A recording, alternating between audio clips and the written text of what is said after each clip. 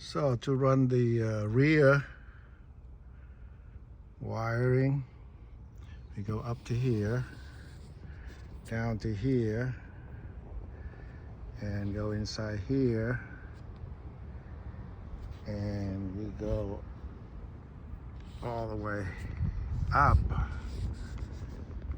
down,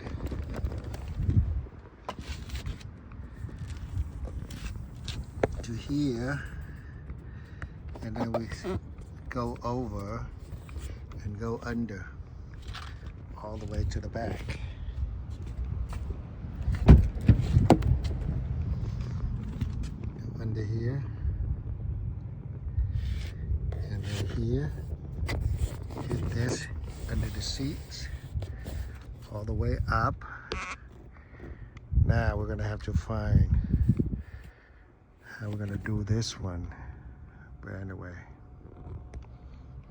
it works. Okay, so we put this electrostatic in the back. It still has some bubble hole, but there's not much we can do.